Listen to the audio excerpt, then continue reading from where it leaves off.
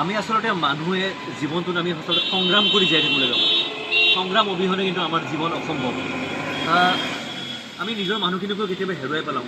আমাৰ নিজৰ যিখিনি আপোন মানুহ আছে এজন এজন কৰি পৃথিৱীৰ পৰা গুচি যায়, তথাপি কিন্তু আমি জীয়াই থাকিবলগীয়া হয়। কিয়?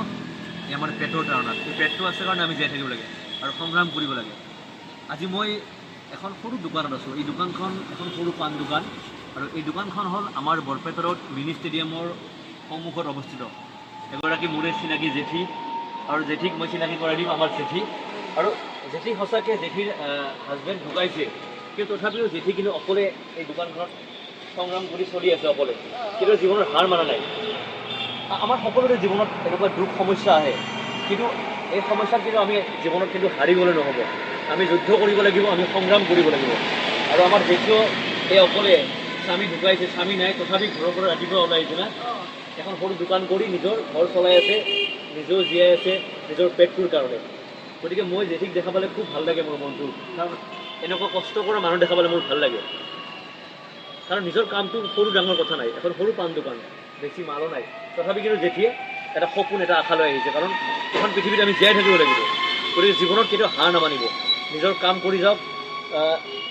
মাসি, তোমাকে একটা কথা জিজ্ঞাসা করবো, তোমার তো স্বামী নাই, স্বামী নাই না? তাও তুমি অনেক কষ্ট করছো কিন্তু। হ্যাঁ, বহুত কষ্ট করছি। ছেলে টেলে কেউ নাই, লড়া কেউ নাই। মাহী কৈছে মাহীৰ স্বামী নাই, ল'ৰা নাই, মাহী অকলে না? অকলে। মাহী অকলে, মাহীৰ ল'ৰাও নাই, স্বামীও নাই, তথাপিও মাহীয়ে কিন্তু ঘৰত বহি থকা নাই, কান্দি থকা নাই, দুখ কৰি থকা নাই। বহুত সমস্যা, আমাৰতো জীৱনত বহুত কিবা কিবি আছে। আমি কিন্তু সৰু কথাৰে দুখ কৰি জীৱনত আমি হাৰ মানি যাওঁ। কিছুমানে ছুইচাইড পৰ্যন্ত কৰি দিয়ে যে একো নাই, কিন্তু এই মাহীক চাওক, জেঠিক চাওক, জেঠিৰ স্বামী নাই, ল'ৰা নাই, অকলে, তথাপিও হাৰ মানা নাই, যুদ্ধ কৰি আছে, এখন সৰু দোকান চলাই আছে। ৰাতিপুৱাই মাসি, তুমি সকালে কয়টাৰ সময় আসো? 8টায় আসো। আৰ কখন যাও? 5টা। বা মাহীয়ে ৰাতিপুৱা 8টাত আহে আৰু সন্ধিয়া 5টাত ঘৰত যায়। গোটেই দিন এটা দোকান কৰি কষ্ট কৰি ইনকাম কৰি ঘৰখন চলাই আছে।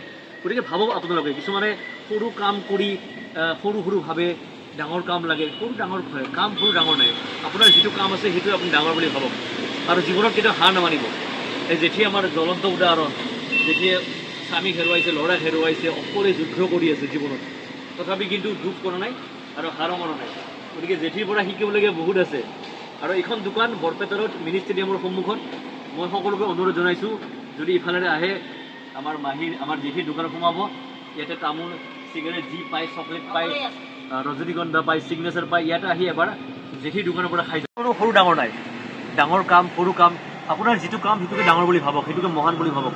আৰু জেঠিয়ে এই সৰু দোকানখনকে নিজৰ ডাঙৰ কাম বুলি ভাবি ৰাতিপুৱা 8টাত ওলাই আহে আৰু আবেলি 5টাত যায়। কিমান কষ্ট কৰে চাওক এই বয়সতে। স্বামী নাই, ল'ৰা নাই, আৰু আমাৰ সকলো থাকিও আমি জীৱনত কেতিয়াবা কান্দোঁ, দুখ কৰোঁ, আমি আত্মহত্যা কৰিবলৈ যাওঁ, আমি জীৱনত হাৰ মানো। কিন্তু জেঠিয়ে চব হাৰ নামানে। আৰু মই সকলোকে, মোৰ যিখিনি অডিয়েঞ্চ আছে, যিখিনি মোৰ চিনাকি মানুহ, সকলোকে কৈছোঁ, আপোনালোকে যদি বৰপেটাৰৰ মিনি ষ্টেডিয়ামৰ সন্মুখেৰে আহে, এই জেঠিৰ দোকানত সোমাব। ইয়াত যি লাগে তামোল, চিগাৰেট, ৰজনীগন্ধা, ছিগনেচাৰ, জেঠিৰ দোকানৰ পৰা খাব। জেঠিৰ অকণমান সহায় হ'ব।